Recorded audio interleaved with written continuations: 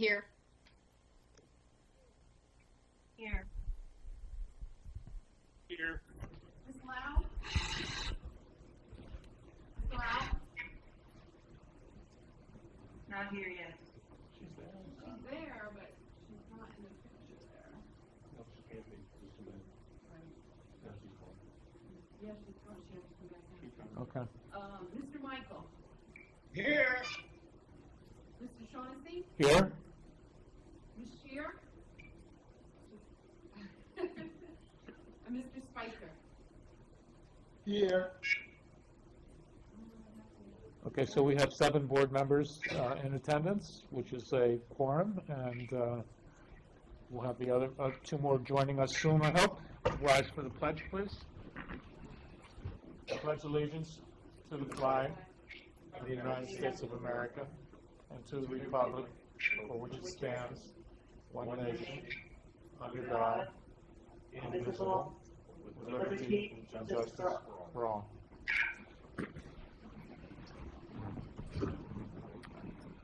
God, my batteries rang out.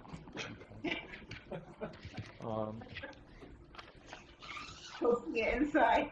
I'd like to ask for a moment of silence for prayer or reflection on the troubles that we are experiencing as a society, as a nation, and hope that we get through it soon to the other end, to the other side.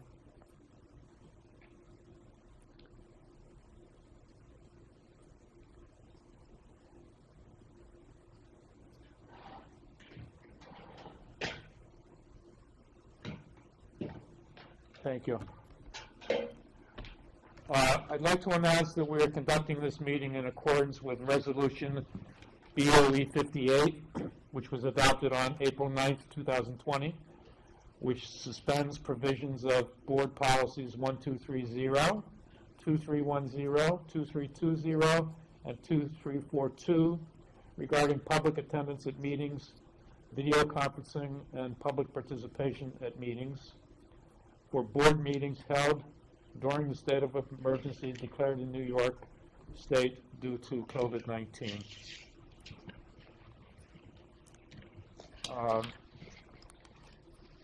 We have an executive session. We have no business coming out of executive session. There's no action retaining to executive session, so the first order of business is approval of minutes for the meeting of May 20th, 2020. Might have a motion to approve those minutes? So moved. Second. It's been moved and seconded. And any corrections or additions? All those in favor of adopting the minutes, please say aye or wave. Aye. Aye. Aye. Opposed, nay, or thumbs down? And any abstentions? Okay, it's adopted. I think we're now 7-0. And we now move on. We now move on to the superintendent's report. Dr. Padalino. Thank you, Mr. Shaughnessy. Also, just in keeping with Mr. Shaughnessy's moment, I do want to just say a few things. Big statement. These are difficult times for all of us here and across our country. The senseless killing of George Floyd in Minnesota and other troubling events that are taking place in our nation have caused more trauma and heartache during a time when we're still struggling with the coronavirus. We know that members of our community, students, families, are scared, angry, traumatized, and some are in need. The Kingston City School District will be communicating with our students and families to give whatever support and assistance possible. Kingston and our surrounding communities are blessed with strong, vibrant community organizations. These organizations are the foundation of Kingston and Ulster County. The Kingston City School District will continue to work with these organizations to meet the needs of our students during this time. The experiencing trauma of national unrest, long-standing systemic racism, and a pandemic that has created isolation for almost 3 months can be devastating for adults and students alike. Our crisis team is here and prepared to help any parent or student. The Kingston City School District is in and of our community. We support the rights of all people and condemn acts of racism that are the real plague on our society. In the richest, most advanced nation in the world, no one should live in fear due to the color of their skin. We need to do better as individuals, we need to do better as a school district, and we need to do better as a nation. We need to do better, and we need to be better. Thank you for letting me. Thank you, Dr. Catalano. So, moving forward in the superintendent's report, we'll talk about school closures. Not much new to report as far as school closures are concerned. Not too many new things are coming down the pipe. Everything's rolling into the last 5 weeks of school with the information that we have. We are still a little confused about the reopening and what we're going to be doing, but we did have a meeting. The cabinet and I met with Dr. Woodley last Wednesday, and we had a really good conversation with him. He gave us some suggestions on how to move forward with a reopening committee, and he's agreed to participate as part of those committees, and we're going to be putting those together this week. Probably looking at 3 or 4 separate committees that would then come back and work as a whole instead of having a large 70, 80 person committee, which usually gets nothing done. So we're going to start working in earnest on that. As far as organization is concerned, we have been working on procurement and things that we would need moving forward. Thanks to Mr. Silverstein, Mr. Burge, and our school nurses, they've kind of made a pretty extensive list of things that we will need. So we are, again, we're looking at the logistics of bringing kids, students to school. I know every time I try to make a list of things to think about, I run out of paper. And just earlier today, I had a conversation we have with Ms. Jordan brought a new thought to my mind about what do we do with vaccines and the like. So lot to struggle with. We will have to have a plan in place to the state by middle of July, but we have not received a template or any information or guidance from the state at this time. Also, this isn't really about school closures, but just telling what we're doing to ramp up. We are increasing our capacity here at Mahar effective next Monday. So right now, we're kind of running on a skeleton crew, and a lot of people are working from home. But starting next Monday, we'll be going on basically a 50% capacity here, where people will be working 50% of the time here, 50% of the time at home, alternating, so the building isn't too full, not more than 50% of the people in the building at any time. And we think there's, with summer coming, with the changes that we're going to have to make over the summer, end of the year activities that are going on, and paperwork needs to go there. It's hard to believe, I know, in this day and age, but there really is a value to people being here, present, and able to do their work here. So we hope to be, as we move through the phases, we hope to be back to 100%, not very far into the future. We are exempt as far as the phases. We are an essential business. We could be at 100%. We've chosen for the safety and consideration of our employees here to be at lower than 50%, down going to 50%. So we are gearing that up. As I said earlier, online teaching will take place until June 24th. We will be going to school until June 24th. That's K through 12, with the exception of the K through 8 half days, those last 3 days. Our expectation is that teaching and learning is going on our team's platform until the 24th of June. The 25th of June will be a superintendent's conference day, where we'll work with our teachers and our staff to do kind of it's going to be a different kind of roundup than it used to be as far as trying to figure out what we're going to do. But we're also using some of those days as an opportunity, to the 25th and a couple days next week, as an opportunity to collect materials, just Chromebooks from students. We're setting some things in place to do that. Meals. We're about at 45,000 meals served to date. The one thing we do know is that the meals are expected to be continued into the summer, so we're putting our plans together to do that. Obviously, there'll be some modifications to this. We've learned a lot. We've learned that maybe some locations are very busy and some locations aren't very busy at all. So we are going to make some adjustments to how we deliver how we distribute our food, but it will continue through the summer months. Class of 2020 events have been posted, so if you go on our website, you see we've moved the Class of 2020 icon to the front page. We can click on there, and information the Class of 2020 needs is in there, and both of the events have all been posted. I think our first event will be next week, will be the delivery of the signs, that's right. So, looking at this bond, I think she's shaking her head, am I wrong? The delivery of yard signs to all our seniors, and then there'll be several events, probably, but there's once a week between now and the end of the school year. Just a reminder, and I know a lot of other things are going on in the world, and I know that there's kind of strangely enough fallen to the wayside. COVID-19 is still out there.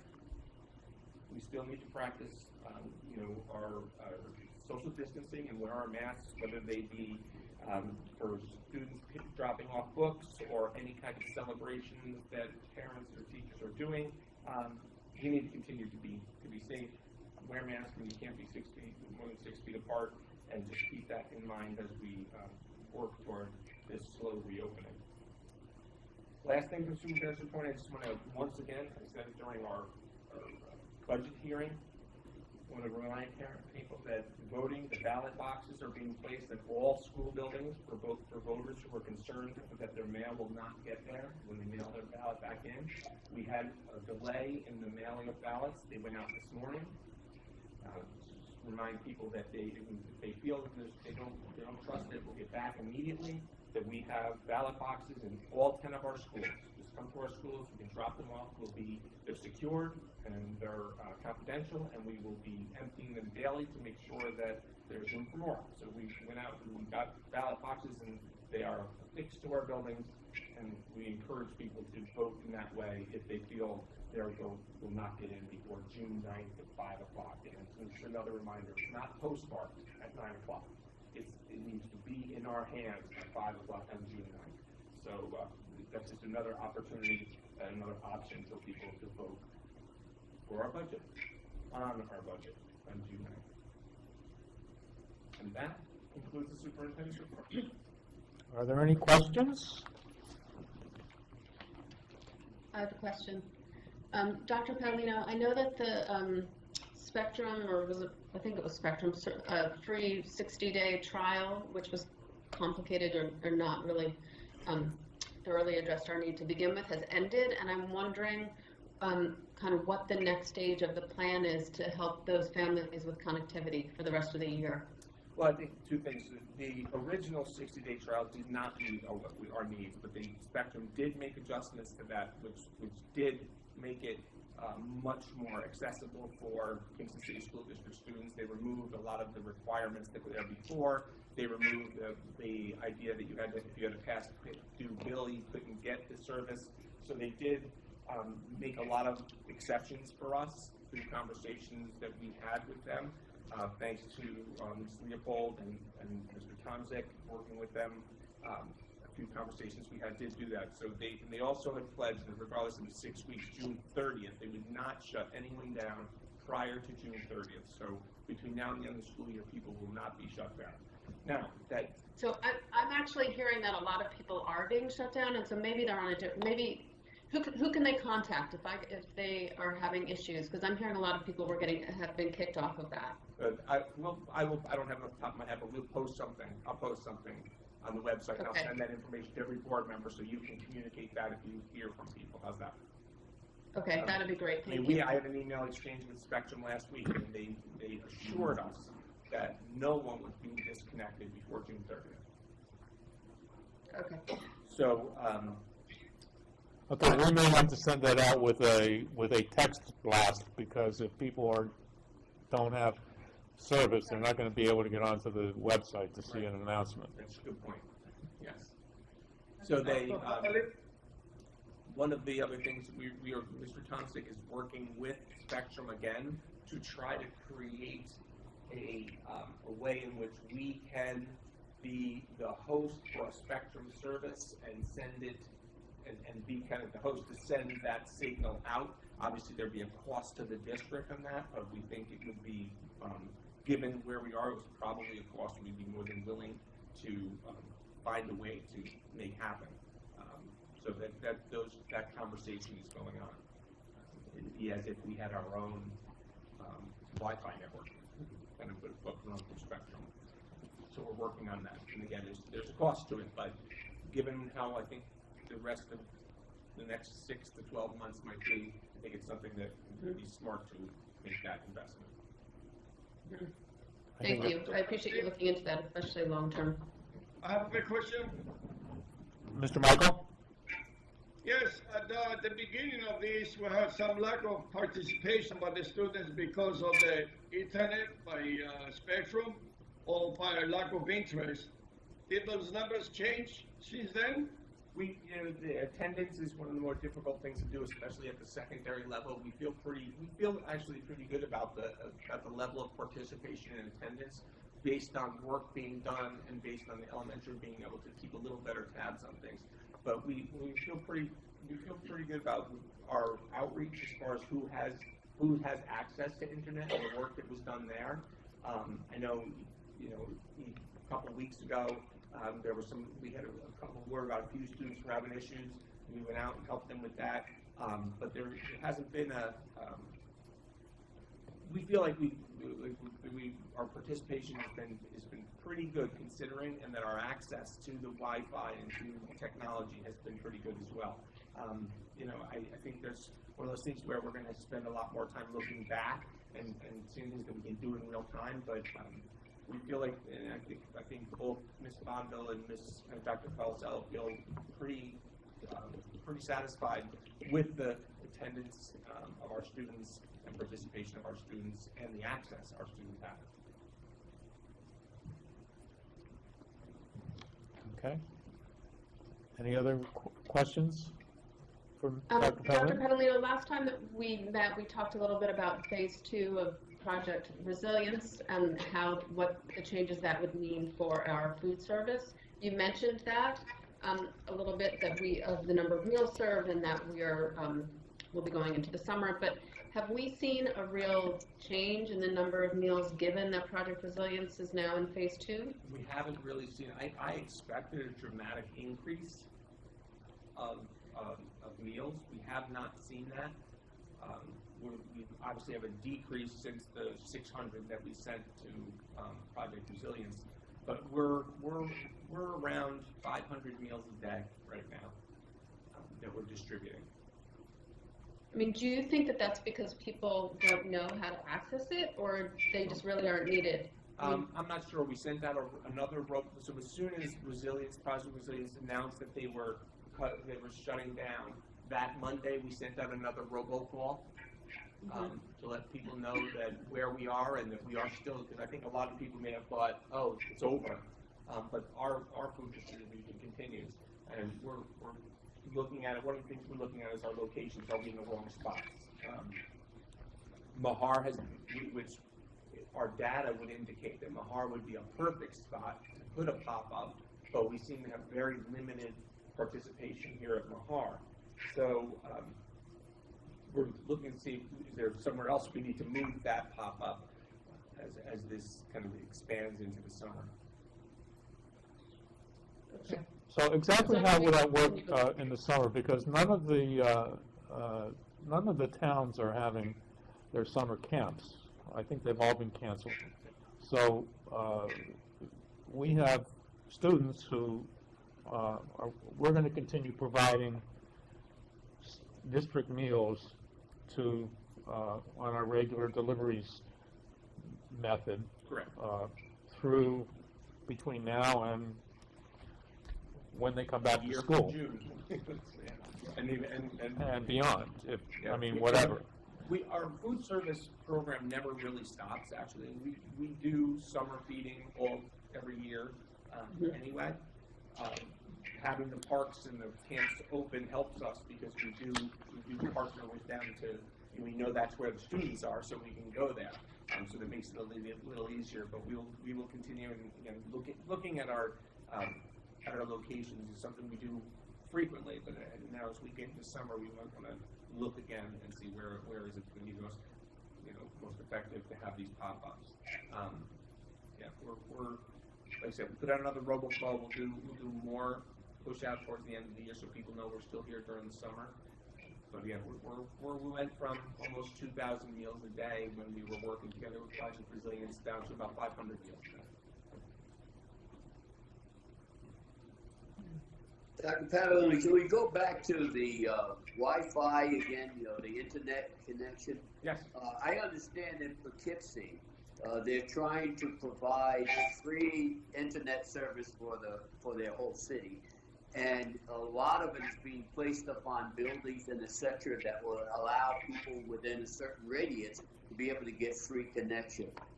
I have some information, I'll get it to you perhaps tomorrow, but it may be something that we can do for our own school district, and which is put on our buildings, and anyone within some proximity of those buildings would be able to get the free, and they say it's not that expensive.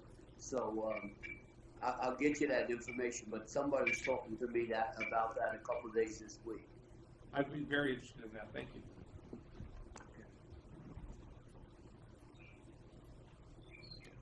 I haven't listened to the governor's daily press brief for the last few days. Has there been any announcement concerning schools that I may have missed? You're going to force me to admit that I've stopped watching. Okay. He talked about equity and funding today, but yeah, no details. Well, let's hope that that's what he's focused on. But in terms of summer school, there's no in-person summer school. What about our plans for other activities that take place during the summer? Band camp. Yeah, as of right now, if I had to make that decision today, I would say there would be no band camp this year. Luckily, it's towards the end of August for band camp, and hopefully we'll see some changes and be able to do that. But right now, and I know that a lot of people are seeing, the protests and the walks on television. They're saying, oh, well, this must be okay because these are large groups meeting together, and those are people doing that on their own, free will, and they're doing that. I'm not going to, authorize a group meeting of that size, as band camp, unless we are in a very different place. And I'm working with between the Department of Health and our school physician, Dr. Woodley. I don't do anything without asking them first. Okay. Well, plus band camp, most of the instruments can't be played with a mask on, and you're propelling a lot of COVID into the air when you're blowing like that. So I think it really has to be a different time. We have to be very careful. It can be only percussion. Yeah. I guess you could do drum line. Drum corps. Yeah, only And I guess some of those same considerations will be contact sports in the fall. There's a lot of conversation about sports. We have a lot of concerns. Obviously, there's a lot of planning that goes into the fall sports season and every sports season that we are not really sure what's going to happen. I think that they're talking about some modification to some of our sports, but I don't know how you modify football in a way that doesn't have close physical contact.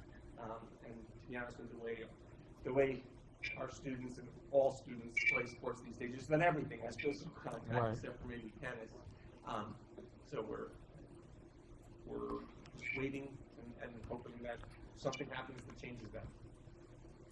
Okay. Any other questions for Dr. Paolino, or anything on superintendent or school closings? I'm going to thank Dr. Paolino for the statement he opened the meeting with, because I think it's so important. And I think that as a board, one of the things I'm proudest of is that we have really examined our equity issues and our institutionalized racism.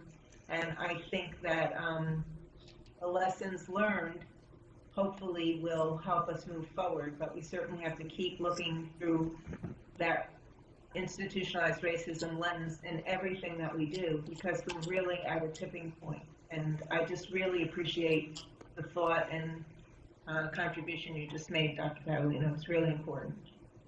Yes. Okay. Board of Education, we have Audit and Finance Committee report. Mr. Michael? Thank you, Mr. Shaughnessy. The Audit and Finance Committee met last Tuesday, May 26th, and we had another virtual meeting through the Microsoft Teams, not Zoom. The IT department recommended Microsoft. So I have a couple of things to report. First and foremost, I'd like to say that the committee, early in the year, we look into certain parts of operations to see what area we can improve or make any corrections with any flaws. So this year we decided to look into the transportation services. First, I'd like to say that in the community to understand that transportation services are done through 5 different companies that we contract out and just let the people know that we do not own buses. And going back to the distribution of the meals, we don't have the ability to do that. We do not own any buses. So distribution of meals to the students, it's a hard thing to do, but we have managed to distribute over 30,000 meals or more. If the numbers are correct, Dr. Padalino? We distribute close to 45,000 meals. 45,000 now. Okay, at the meeting, we had our internal auditor, which he came and presented us with the transportation report. There were some improvements to be made, so we have the correction after plan that is in the consent agenda to accept and vote it. It's a resolution.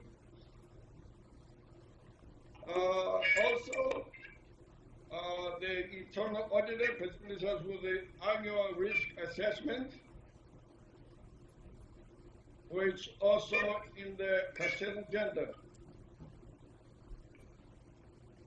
And second,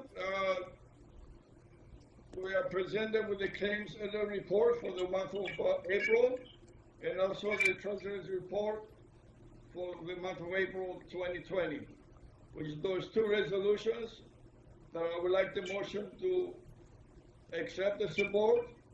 I'd like to move off as one. Okay, moved. Can I have a second, please? Second. Moved and seconded. All in favor of accepting the claims auditor report and the treasury report, please say aye or raise your hand. Aye. Aye. Okay. No, I Any, think we hear you now. You can hear me now?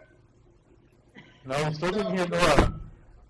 I thought we can hear Nora now, but I guess we can. Oh, Mr. That's what I have to Michael, report, Mr. Chuck. And any opposed, please say nay. And if no abstentions, unanimously passed. And the next meeting will be on when, Mr. Michael? June 23rd. Okay.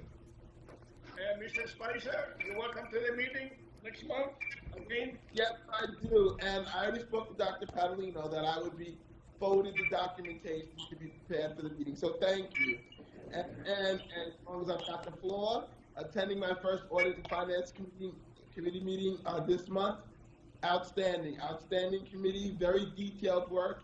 Every dot, this district should be proud that this school board reviews every single penny twice to make sure that we have fiduciary responsibility and oversight. Just outstanding. Thank you. thank you. That's all, Mr. Shaughnessy. I'm sorry. What was, That's all. oh, that's all. Okay. Thank you.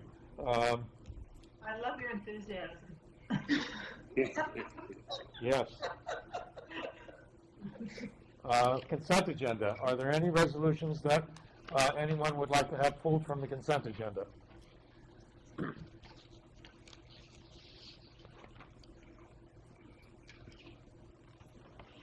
Okay, any resolutions to pull? Okay, hearing none, I'll accept the motion to approve the consent agenda. So moved. Second. I think that was Mrs. Shear that made the motion. Oh, okay. So moved in second. Are there any questions about any items on the consent agenda? I have a question about the curriculum, the textbook adoption. Are we offering AP psychology this year? This coming year? Yes. We are. Interesting. Okay, but we don't always offer it, is that right? We don't always offer. But we are in this coming year. Yeah. Some AP classes we rotate with how we offer them based on enrollment. So we have AP psychology this coming year. Okay. Thank you. Ms. Here's Bonko, is there anything you want to add to that? No, that was it. Okay.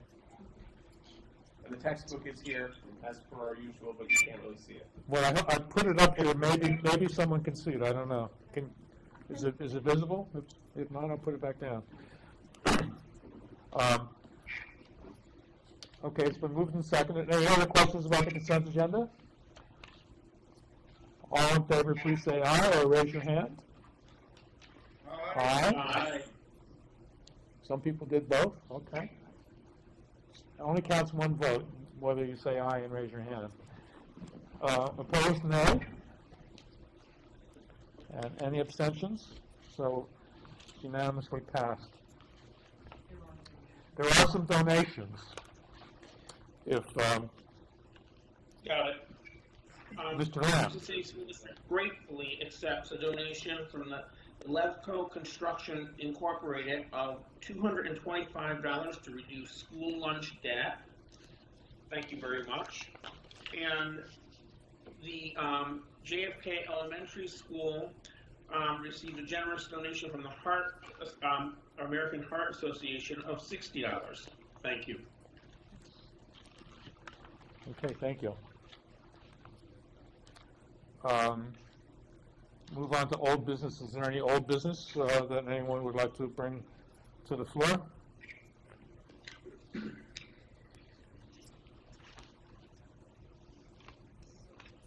Okay, hearing none, we'll move on to new business.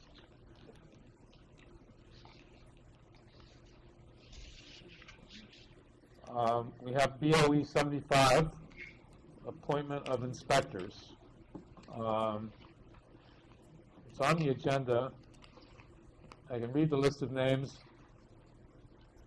Be it resolved that the board hereby appoints the following individuals to serve as election inspectors for the annual district meeting to be held on Tuesday, June 9, 2020.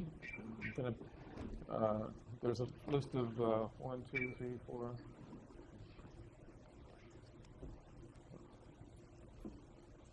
Jennifer Bayard, Julia Ballou, Nancy Miller, Susan Lasher, Leanne Manning, Michelle McCabe, Bridget Bovee,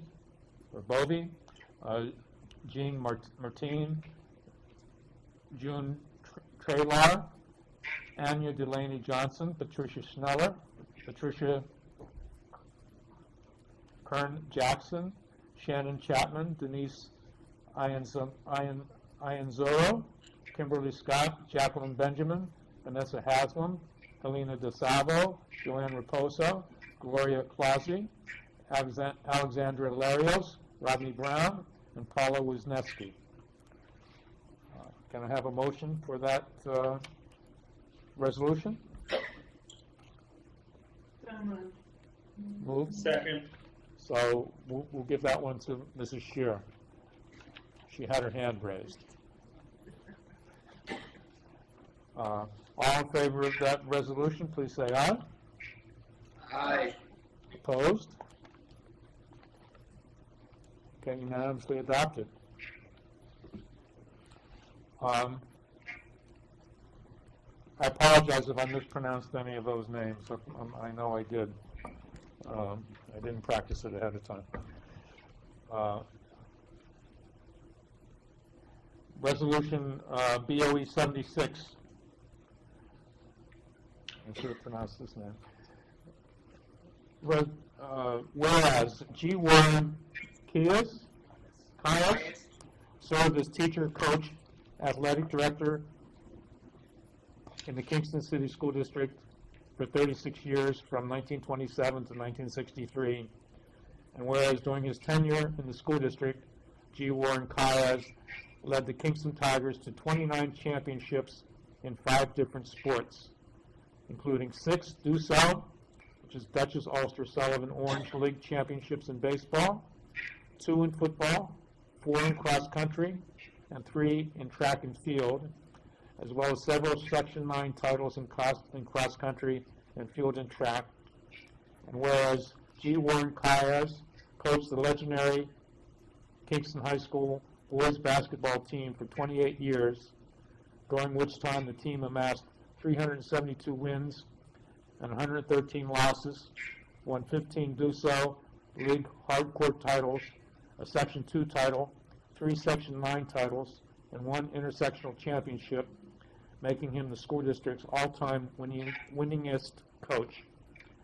And whereas G. Warren Kias was voted by the Kingston Daily Freeman as the best basketball coach of the last 30 years, and whereas G. Warren Kias was inducted into the Kingston High School Athletic Hall of Fame in 2018, and whereas as the school district's first athletic director, he oversaw the construction of the Kate Walton Fieldhouse and the addition of gymnasiums at several of the elementary schools. And whereas G. Warren Kias, who has been characterized by those who knew him as a great coach, a gentleman, quiet and well-mannered, a good teacher and friend, and a legend, touched the lives of numerous students and student athletes, as well as the school community through his ability to lead with integrity, encourage dedication, and inspire greatness. And whereas after his retirement from the district in 1963 and until his death in 2001, G. Warren Kias continued to support Kingston High School athletics. Therefore, it be resolved that the Board of Education, in acknowledgement and appreciation for his long and outstanding coaching career, his commitment to education, to athletics, and to the students of the school district, and in recognition of his legacy and the field house that G. Warren Kias built, does hereby authorize the naming of the Kate Walton Fieldhouse basketball court at Kingston High School in honor of G. Warren Kias. I have a motion for that resolution. So moved. Second. It's been moved by Reverend Childs and seconded by Mr. Michael. Discussion. Well, I'm very much appreciative of this resolution. Many people in the community, especially those that are Kingstonians, are really excited about the idea of appreciating his legacy and giving some support to that. And so I'm glad that we're able to do that. His son is interested in hearing about when this event will take place. His son is down in Florida and will want to be participating in this event when it is actually comes across with some celebration. But again, I appreciate that we were able to do this, and I'm sure that many people will agree. I happened to be in high school when he was coach there, and I remember how encouraging he was. I ran cross country because he encouraged me to get involved in that particular sport. Couldn't play basketball, I was too short. Wasn't good at baseball, so I learned how to run distance. And so he was a great man, and really appreciate him. And a lot of people in the community, especially those that knew him and had some relationship with him, will be appreciative of this resolution and this action that's taking place. Well, you seem to have been developed into a long-distance runner in all of your activities, Reverend Child. Any other comments? Yes, this is Priscilla, can you hear me? Yes. Okay, I just have a comment. I'm sure Coach Caius was a wonderful man. I didn't know him, but I don't know. I have a little. I think that we have a lot of administrators, staff members, teachers who are wonderful, who've been in the district for a very long time. And I think if we continue to do this, we could be naming every school building, not the buildings, but every classroom and everything after an outstanding person who's been in the community, who's done so much for the district. So I don't know. I know he's done a lot, and I understand that. And I know a lot of people have done a lot. I just don't agree with naming everything after someone. Okay. Well, there's a lot of great people, I'm sure, that's in the district, but if you look at the coaching staff that we've had here, there's no one that had a record like Coach Caius has. And so I can understand perhaps some concerns that you may have, but I think that recognizing people is a good thing, and it doesn't take anything away. So even if we had a lot of buildings named after a lot of people, so be it. I also believe that he was the first athletic director of the district and offered so much to build on for our students currently, the building, the teams, etc. I think it's a wonderful recognition at this point. This is James Michael. Yes, Mr. Michael. I would like to add something about our athletic director. Some people might not know, but they have about over 100 athletic programs in our district. And the athletic director, he takes a really big job to manage those programs. So I think that was a good choice to name the court after Coach Caius.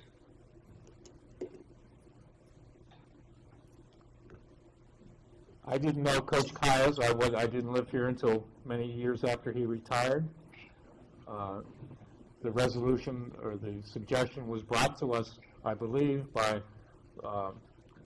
one of our later athletic directors, and reading his biography of what he accomplished.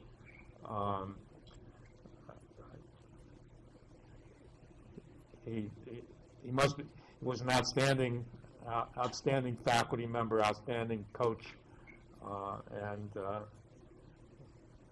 I think he deserves the honor. Any other comments? And I also